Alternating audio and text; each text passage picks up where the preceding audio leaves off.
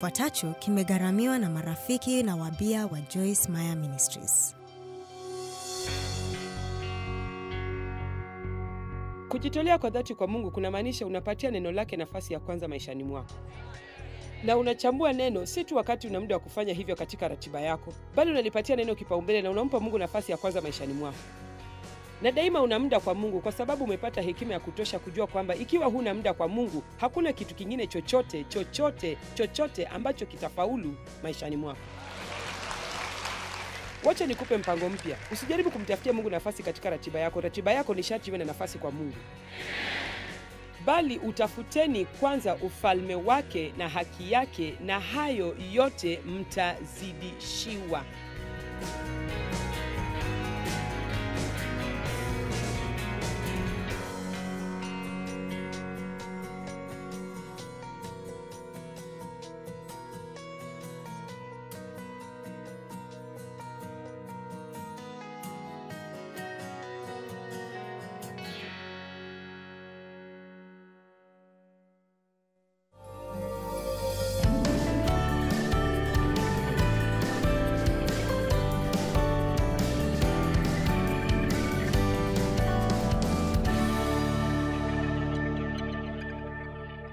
Wacha niulize swali. Je, Mungu amekuwa akikunenea kuhusu kuachilia kitu fulani, lakini bado umekishikilia? Pengine ni urafiki ambao si urafiki mzuri kwako. Yeyote? Aha. Pengine ni mtazamo mbaya.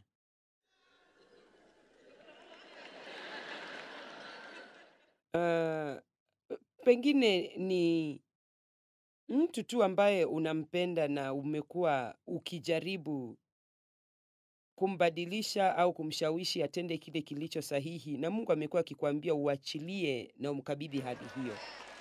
Sawa. Basi leo naona hatuna lingine ila kufurahia mkutano wetu. Mhubiri mlango wa 3:1-8. Wikendi hii tunazungumza kuhusu kutumia muda wetu vizuri. Na naamini kwamba kuna misimu ambapo kuna upako maalum wa Mungu wa kutekeleza jambo fulani. Na kwa hivyo ikiwa huu ni msimu ambapo Mungu anakunenea uachilie kitu fulani, basi kuwa na hekima na ukiachilie msimu huu, kwa sababu Mungu akisema huu ndio wakati, itakuwa rahisi zaidi kukiachilia wakati Mungu anakunenea kukihusu kuliko wakati mwingine wowote. Amen. Kwa kila jambo kuna majira yake na wakati wa kila kusudi chini ya mbingu. Wakati wa kuzaliwa na wakati wa kufa, wakati wa kupanda na wakati wa kung'oa yaliyopandwa, wakati wa kuua na wakati wa kupoza, wakati wa kubomoa na wakati wa kujenga, wakati wa kulia na wakati wa kucheka, wakati wa kuomboleza na wakati wa kucheza, wakati wa kutupa mawe na wakati wa kukusanya mawe, wakati wa kukumbatia na wakati wa kutokumbatia, wakati wa kutafuta na wakati wa kupoteza, wakati wa kuweka na wakati wa kutupa, wakati wa kurarua na wakati wa kushona, wakati wa kunyamaza na wakati wa kunena, wakati wa kupenda na wakati wa kuchukia, wakati wa vita na wakati wa amani. Baba, tunakushukuru kwa kutusaidia kuishi katika wakati wako ili tusikose kile ambacho umetupangia maishani mwetu katika jina la Yesu. Amen. Yohana mlango wa 15 mstari wa 1-8. Napenda Yohana mlango wa 15. Nimekichambua, nimekisoma mara nyingi na huwa nakifurahia sana. Kuanzia mstari wa 1, Yesu alisema, mimi ndimi mzabibu wa kweli na Baba yangu ndiye mkulima. Kila tawi ndani yangu, hiyo ndani yangu inamaanisha watu wanaomwamini. Kila tawi ndani yangu lisilozaa, ambalo limeacha kuzaa, huliondoa, hulipogoa na kulikata. Kwa hivyo, ni mapenzi ya Mungu kwamba tuzae matunda mazuri. Na kama vile kukiwa na tawi katika mti ambalo halizai matunda ilhali matawi mengine yote yanazaa matunda, mkulima mzuri atalikata na aliondoe. Ikiwa kuna sehemu za maisha yetu ambazo hazizai matunda, basi Mungu atashughulikia sehemu hizo na atazipogoa, atazikata na aziondoe maishani mwetu. Inaweza kuwa vizuri kama tunaweza kuona kile ambacho Mungu anaona na tukubaliane naye na tuseme, ndiyo Mungu, hivyo ni vizuri, tuondoe kitu hicho. Lakini kama sisi sote tunavyojua, huwa tunashikilia vitu hivyo kwa muda mrefu. Ni jambo la kushangaza jinsi ambavyo huwa tunashikilia vitu ambavyo vinatudhuru kwa muda mrefu. Lakini hebu tutafakari jinsi ambavyo kufanya hivyo ni kukosa hekima. Jinsi tunavyoshikilia vitu vinavyotudhuru na vinavyoiba maisha ambayo Yesu anataka tuwe nayo. Lakini kwa sababu moja au nyingine, tunaogopa sana kuachilia kile tunachoshikilia kwa sababu bado hatufahamu wala hatuelewi kile ambacho tutapokea. Kama usiogope kumwacha Mungu afanye kile anachotaka kufanya maishani mwako. Kila tawi lisilozaa huliondoa, hulipogoa, na kila tawi lizaalo hulisafisha ili lizidi kuzaa. Niligundua jambo fulani miaka kadhaa iliyopita ambalo lilinisaidia. Inaonekana ni kana kwamba utapogolewa ukizaa matunda na pia usipozaa matunda. Kwa hivyo, kupogolewa ni hali ambayo ni lazima iwepo katika maisha ya Kikristo. Hivyo basi tunaweza kuafikia hitimisho kwamba hatuna budi kumwacha Mungu afanye analotaka kufanya kwa sababu anatupenda sana. Sasa elewa hii, Mungu anakupenda sana kiasi kwamba kamwe hata kuacha ufanye chochote unachotaka kwa njia yako mwenyewe. Amen. Mungu huturudi. Yeye hutufunza na kutufinyanga kupitia njia mbalimbali kwa ajili ya upendo wake kwetu. Na naweza kuwapeleka katika Ibrania 12, ina mafunzo mengi kuhusu marudi. Inaonyesha jinsi Mungu hutufinyanga na kutufunza. Yeye hufanya hivyo sana kiroho. Yeye hufanya hivyo sana kupitia neno lake. Lakini kama nilivyosema jana, unapowapenda watoto wako, ungependa kuwapa neno lako ili wafanye kile unachowaambia. Lakini wasipojitolea kufanya hivyo kwa dhati, baada ya muda itakubidi uguse hali zao za maisha. Sasa hiyo haimaanishi kwamba Mungu ni mkatili na kwamba yeye huchukua hatua za kutumiza mara kwa mara. Lakini nafikiri sisi sote tunafahamu kwamba wakati mwingine kuna vitu fulani maishani mwetu ambavyo vinatutatiza, lakini tunakataa kuviachilia au tunapinga mabadiliko ambayo Mungu anajaribu kuleta maishani mwetu. Lakini baadaye tunagundua, jamani, kumbe jambo hilo ndilo lizuri zaidi kwangu. Kwa hivyo, leo natumai sana kwamba kwa neema ya Mungu nitaweza kuwasaidia nyinyi nyote kumwamini Mungu zaidi na kugundua upendo mkubwa alio nao kwetu, na kwamba jambo lolote likitokea maishani mwetu, Mungu atalitumia kwa faida yetu mradi tunaweka imani yetu kwake. Na naamini hilo. Hicho si kifungu kizuri tu cha kukiri. Naamini haijalishi nini kitatokea wala kitatoka wapi, ikiwa tutaendelea kumpenda Mungu na tutake kutekeleza mapenzi yake, atachukua kitu hicho na akitumie kwa faida yetu. Unajua, sisi sote tunataka kumsikia Mungu. Tunataka kujua kile ambacho Mungu anasema. Na Mungu huzungumza nasi kwa njia nyingi mbalimbali. Ile sauti tulivu ndiyo njia kuu anayotumia. Ile hali ya kujua moyoni mwako. Unajua tu, lakini hata hujui unajuaje. Lakini unajua tu. Lakini Mungu pia hunena kupitia hali zetu za maisha. Basi mara nyingi ninapojaribu kufanya jambo maishani mwangu lakini sifaulu, na najichosha mwenyewe kwa kujaribu kutumia nguvu kufungua milango ambazo ni dhahiri Mungu amezifunga, basi huyo ni Mungu anajaribu kuniambia kupitia hali hiyo kwamba hii si yako. Hii si yako. Ni shetani tu. Sawa, ndiyo tunahitaji kumpinga shetani, lakini wacha niwaambie kitu. Ikiwa ni mapenzi ya Mungu kwamba utekeleze jambo fulani, hakuna shetani anayeweza kukuzuia kutekeleza jambo hilo, mradi weke macho yako kwa Mungu. Kwa hivyo, tusimpe shetani nguvu zaidi kuliko vile anavyostahili. Amen. Haya, tuendelee na Yohana. Nyinyi mmekwisha kuwa safi kwa sababu ya lile neno nililowaambia, mafunzo niliyowafunza. Kaeni ndani yangu, nami ndani yenu. Muishi ndani yangu, nami niishi ndani yenu. Kama vile tawi lisivyoweza kuzaa peke yake lisipokaa na liunganishwe na lipate uzima ndani ya mzabibu, kadhalika nanyi msipokaa ndani yangu. Sasa, wangapi kati yenu wanataka kuzaa matunda mema maishani mwao? Sawa. Njia ya pekee ambayo tawi linaweza kuzaa matunda ni likiwa limeunganishwa na mzabibu. Nimewahi kutoa mifano katika mikutano yangu ambapo nilileta mmea ulio hai hapa mbele usiku wa kwanza, kisha nikavunja tawi moja na na nikaliweka mahali hapa, na tuliliangalia wikendi nzima likinyauka polepole mpaka likafa.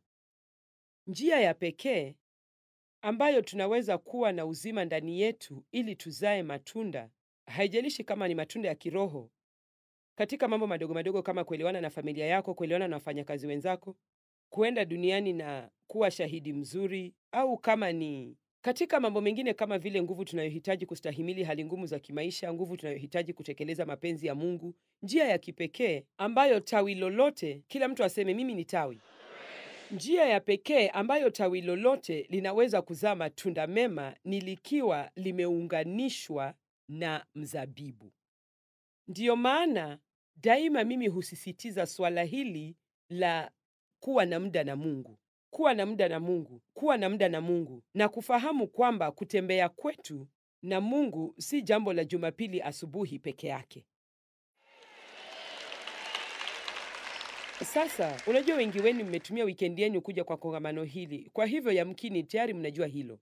Lakini sizungumzi na nyinyi peke yenu, nazungumza na mamilioni ya watu kote duniani ambao wanatutazama kwa runinga. Na sijui uhusiano wenu na Mungu ni wa aina gani, au hata kama mna uhusiano wowote na Mungu. Lakini yamkini itakuwa sawa kabisa nikisema kwamba kuna watu wengi wanaotutazama ambao kweli wanampenda Mungu, lakini uhusiano wenu naye ni wa kidini. Ni ule wa kufuata tu sheria na masharti ya kidini. Huenda mnasoma Biblia zenu kidogo kila siku, mnaomba kidogo kila siku, mnaenda kanisani Jumapili asubuhi na mnahisi kana kwamba hayo yametosha na mko sawa na Mungu. Basi, mnajua nini? Pengine uko sawa na Mungu, lakini hutazaa matunda yoyote ukiishi kwa namna hiyo. Utatawaliwa na hisia zako kila wakati, na njia pekee ambayo utawahi kuwa na furaha ni kama mambo yanaenda kama unavyotaka, na hiyo hudumu kwa dakika chache tu. Hutakuwa shahidi mzuri duniani, utafadhaika kila wakati, utakuwa unang'ang'ana kila wakati, itakuwa ngumu kuelewana na wewe. Sinasema ukweli kufikia hapo? Sawa. Lakini tunapokuwa tumeunganishwa na mzabibu, kuna nguvu ya siri yenye uzima ambayo hatuielewi na hatuwezi kuieleza, ambayo tunapata kutoka kwa mzabibu. Mzabibu ni Yesu, na bila kung'ang'ana, bila fadhaa, tunaweza kuzaa matunda.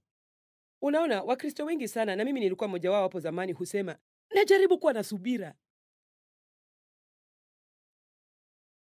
najaribu kuwa na furaha, najaribu kuwa na amani, lakini nafadhaika sana nikijaribu kuwa na amani. Hebu niwaulize swali. Je, mmewahi kuona mti wa mchungwa shambani ukisema najaribu kuzaa machungwa?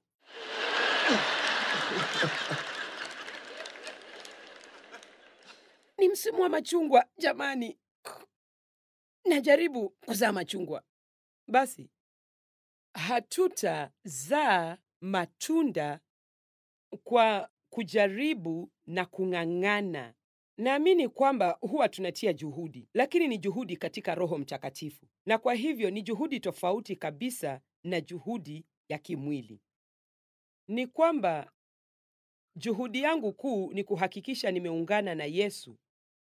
Juhudi yangu ni juhudi ya kiroho. Naamini namtegemea Mungu. Wacha niwaambie jambo, kila siku, kila dakika ya maisha yako unahitaji usaidizi wa Mungu. Hakuna hata dakika moja ya maisha yetu ambayo hatumhitaji Mungu kwa njia kubwa. Mnanielewa? Tunahitaji usaidizi wake kwa dhati. Kama ningekuwa wewe, yamkini ningesema si chini ya mara 100 kwa siku, Mungu nisaidie. Mungu nisaidie. Naomba nisaidie. Hata si lazima ujue unahitaji kusaidia kwa nini, kwa sababu nakuhakikishia unahitaji usaidizi kwa jambo fulani. Sema tu, Mungu nisaidie. Afadhali ningeweza kuwaelezea siri ya ajabu ya jambo hili. Kuweza kuketi chini. Usitatizike sana na kile unachofanya unapokutana na Mungu. Nikikutana na Mungu, napaswa kufanya nini? Kusema ukweli. Na natumai hii, unajua, si eti nakaidi kanuni za Kikristo, lakini sidhani kile utakachofanya kina umuhimu mkubwa. Nafikiri kitu cha muhimu ni kwamba umekuja mbele zake. Unampa muda wako, na kukuja kwako mbele zake ni kusema, naogopa kuanza siku hii bila wewe. Sina imani kwangu mimi binafsi na kuhitaji. Nisaidie, nitie nguvu. Ni dhahiri kwamba pamoja na kusoma neno na kujifunza kanuni za maombi na kukiri neno, kuna mambo mengi ya kiroho ambayo tunaweza kutekeleza wakati huo. Lakini nafikiri kwamba mara nyingi watu hutatizwa na kile wanachopaswa kufanya, na huwa wana taratibu wanayojaribu kufuata kila siku, na baada ya muda mfupi huwa wamechoka nao. Lakini ukifuata Roho Mtakatifu, kutakuwa na ubunifu na mambo tofauti tofauti, na utafurahia muda huo, na hata hutajua nini kimetendeka. Utajua tu wewe na Mungu mlikuwa hapo na mlikutana kwa njia ambayo hukuielewa, na ghafla unajipata una mtazamo mzuri zaidi wa siku kushinda ule uliokuwa nao kabla ya kuwa na muda huo. Muda mrefu ni bora zaidi, lakini wacha nikwambie kitu. Ikiwa una dakika 2, unaweza kukutana na Mungu kwa dakika 2 kama huo ndio muda ulio nao. Unapozongwa na hisia za fadhaa kazini, nenda chooni, jifungie humo na uchukue. Wacha niwaambie kitu. Dave alipokuwa, ulikuwa na miaka mingapi? 18. Alipokuwa na miaka 18, Dave alipokea ubatizo wa Roho Mtakatifu akiwa ndani ya choo cha kazini mwake.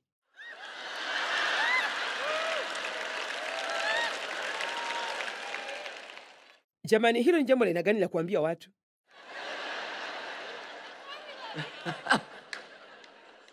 Huwezi kujua ni wapi Mungu atakutana nawe. Lakini unajua alifanya nini? Alitamani uhusiano wa ndani zaidi na Mungu. Alikuwa amefadhaika na Ukristo wa kawaida. Alijua kulikuwa na zaidi ya kwenda kanisani na kurudi nyumbani, kwenda kanisani na kurudi nyumbani. Na hata hakujua alitaka nini hasa. Lakini alikuwa anatafuta kitu fulani katika Mungu. Aliingia ndani ya choo cha kazini kwake, akaketi chini, akafunga mlango na akamwambia Mungu, sitoki hapa. Sitoki mahali hapa mpaka uniguse na unipe kitu hicho ambacho bado sijakipata.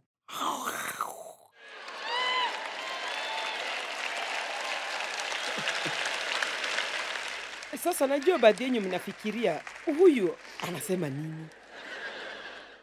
Na unajua nini? Dave alipokea uponyaji wa kimwili siku hiyo. Macho yake yaliponywa. Alikuwa anavaa miwani hapo awali, lakini Mungu aliponya macho yake, na kwa miaka mingi toka siku hiyo haikumbidi avae miwani. Bila shaka Mungu alimgusa kwa njia kubwa.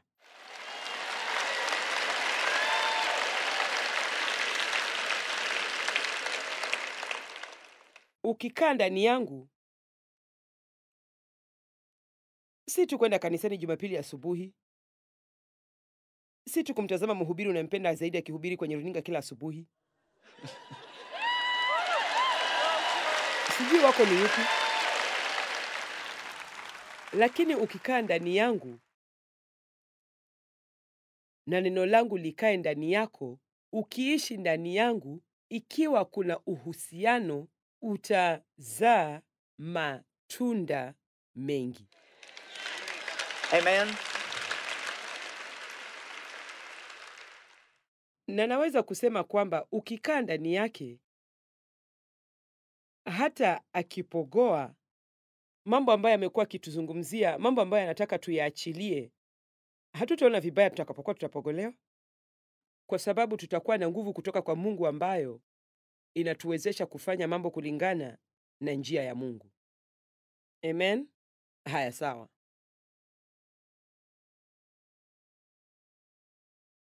Mstari wa 5, mimi ni mzabibu, nyinyi ni matawi. Akae ndani yangu nami ndani yake, huyo huzaa sana. Maana pasipo mimi, ikiwa mmetenganishwa na nguvu yangu, nyinyi hamwezi kufanya neno lolote. Jamani, je, tunahitaji kupewa ufunuo wa kina zaidi kuliko huo? Mtu asipokaa ndani yangu hutupwa nje kama tawi lililokatwa na kunyauka. Watu huyakusanya na kuyatupa motoni yakateketea. Nyinyi mkikaa ndani yangu, muwe mumeunganishwa na mimi, na maneno yangu yakikaa ndani yenu, ombeni mtakalo lote, nanyi mtatendewa. Semeni wao. Kisha mstari wa mwisho, hivyo hutukuzwa Baba yangu kwa vile mzaavyo sana, nanyi mtakuwa wanafunzi wangu. Sisi sote tuwe watu ambao kweli tunataka kuzaa matunda mema. Tusiwe watu ambao tunatembea na Mungu ili atupatie kile tunachotaka tupatie. Tuzingatie zaidi kile ambacho tunaweza kumpatia Mungu, jinsi tunavyoweza kumwakilisha, jinsi tunavyoweza kuwa mabalozi wa Kristo. Ikiwa ulikuja hapa ili nikupe siri 3 za jinsi unavyoweza kupata kile unachotaka, unajua huo si mwelekeo wangu. Naamini kwamba tukijitolea kikamilifu kwa Mungu, atatupatia kile tunachotaka. Huenda hakitakuwa kile tulichofikiri tunataka, lakini kitatuletea furaha. Kitakuwa kitu ambacho hakuna mtu yeyote anayeweza kutupatia na kitaturidhisha. Sasa, kusema ukweli, tunapoanza uhusiano na Mungu hapo mwanzoni, sisi sote huwa katika hali mbaya sana. Unajua, huenda mioyo yetu ni misafi, lakini tuna matawi mengi yaliyokufa. Tuna mambo mengi ambayo tumeyashikilia na tumeyazoea na yanahitaji kushughulikiwa maishani mwetu. Na katika Waibrania mlango wa 12, Biblia inasema kwamba, hebu tuisome Waibrania 12:26 mpaka 29. Nafurahia kwamba mnapenda neno la Mungu kiasi kwamba mnakuja hapa, na ni jambo la kufurahisha sana. Asanteni.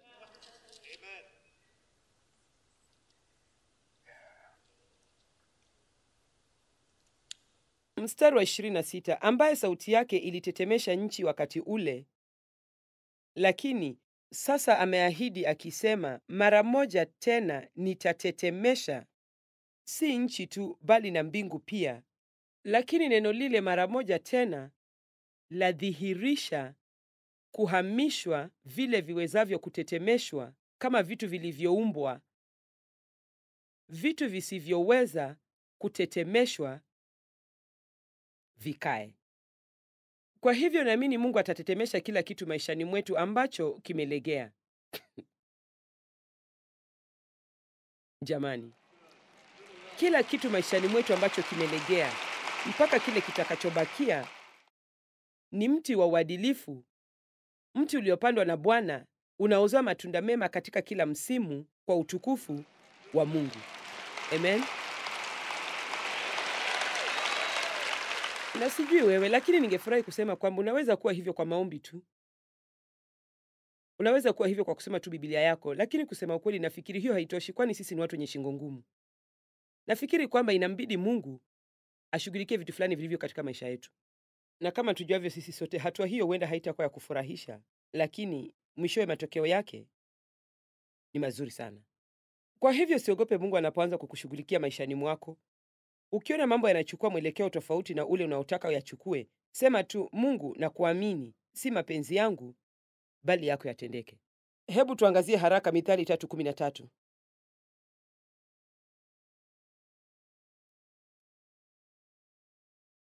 Heri mtu yule aonaye hekima na mtu yule apataye ufahamu unaotoka katika neno la Mungu na katika uzoefu maishani. Unajua nini? Nina ufahamu mwingi maishani mwangu na namshukuru Mungu kwa yale ninayofahamu. Na nimepata ufahamu huo kwa njia mbili tofauti, kwa kusoma kitabu hiki na kwa kuwa hai duniani kwa miaka 71, na kwa miaka hiyo nimepitia mambo mengi maishani. Naelewa uchungu wa kudhulumiwa na kile unachopaswa kufanya kushinda hali hiyo. Naelewa jinsi unavyoweza kumchukia mtu na uwe na sababu nzuri ya kumchukia, na naelewa uchungu wa kuishi na chuki na kutosamehe. Pia naelewa faida ya kusamehe mtu kikamilifu, kumwachilia na kuona Mungu akifanya kazi maishani mwangu. Umenisikia? Kwa hivyo, tafadhali mniamini ninapozungumza na nyinyi kuhusu mambo haya. Mahubiri haya yote ambayo nimeyarekodi, vitabu, CD na DVD, sikuyabuni tu kutoka kwa kitabu cha mahubiri. Yale yaliyo pale kwenye meza ya rasilimali ni maisha yangu. Na nawaambia, Mungu hana ubaguzi, na kile anachomfanyia mtu mmoja anaweza kumfanyia mtu mwingine. Na unaweza kuwa na maisha mema ajabu, lakini si kwa kufanya kila kitu kwa njia zako mwenyewe, ni kwa kumwacha Mungu afanye kwa njia yake. Bwana apewe sifa.